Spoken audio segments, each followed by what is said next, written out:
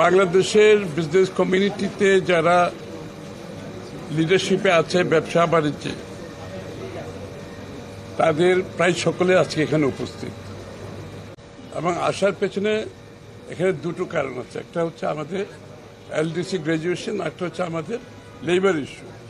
এই দুটো অত্যন্ত গুরুত্বপূর্ণ বিষয়। আগামী দিনে যে সম্ভাবনা আছে সেটাকে প্রোটেক্ট করার জন্য, রক্ষা করার জন্য আমাদের কিছু বিষয়ে সতর্ক থাকতে হবে।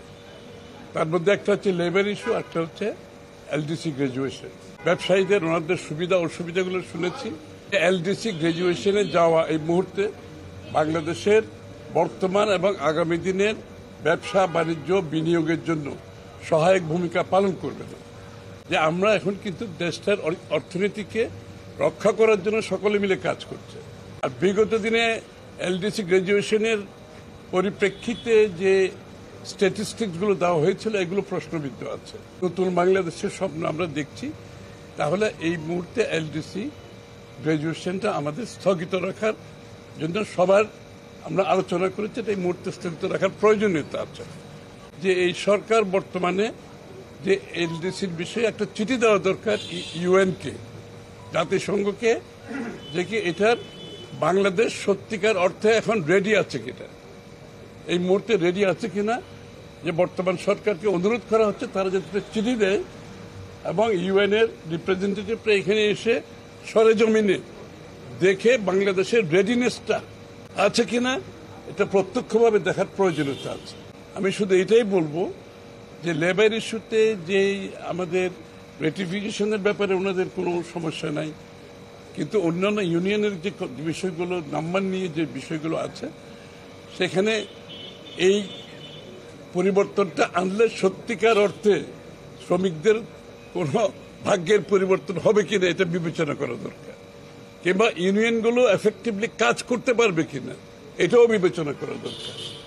কারণ এগুলো বিবেচনা না করে তাড়াহুড়া করে যদি সিদ্ধান্ত নেওয়া হয়, তাহলে আগামী দিনে একবার যদি একটা ব্যাড মেসেজ যায় দেশের ভিতরে, দেশের বাইরে, এটা থেকে বেরিয়ে আসা খুব কঠিন হবে।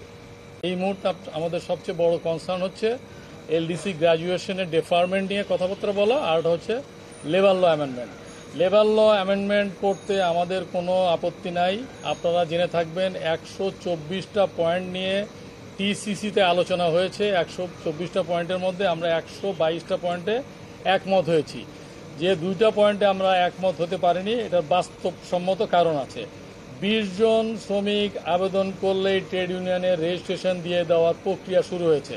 এই মুহূর্তে যেটা আছে শতকরা 20 জন।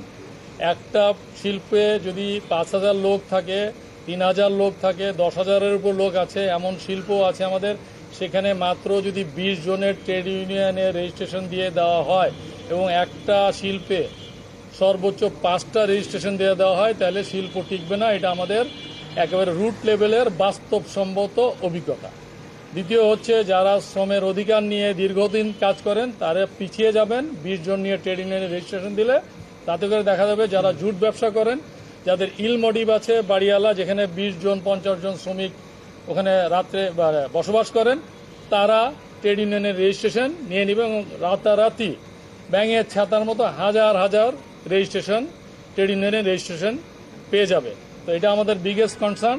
আমরা সম্মানিত মহাসচিব, উনি ইউএনজিএতে যাচ্ছেন, ওখানে চিফ অ্যাডভাইজার যাচ্ছেন, এখানে যেহেতু উনি কথা বলার সুযোগ পাবেন, ওনার মাধ্যমে আমরা এই বার্তাটা মাননীয় প্রধান উপদেষ্টার কাছে পৌঁছানোর চেষ্টা করছি।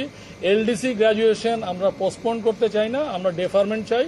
সেটাও বলেছি নির্দিষ্ট মাত্র 3 বছরের জন্য, এবং 3 বছর ডেফারমেন্ট এই জন্য লাগবে, আমরা এখনও প্রস্তুত না। এর মধ্যে একটা আছে ফলসিফাইড যে ডাটার ভিত্তিতে করা হয়েছিল, এটা হচ্ছে মূল বিষয় হচ্ছে আমাদের ইনফ্রাস্ট্রাকচার এখনও রেডি না। এটা আমরা আমাদের বিএনপির নেতৃত্বকে বোঝাতে সক্ষম হয়েছি। আশা করি ওনারা বর্তমান সরকারকে এটা বোঝাতে সক্ষম হবেন।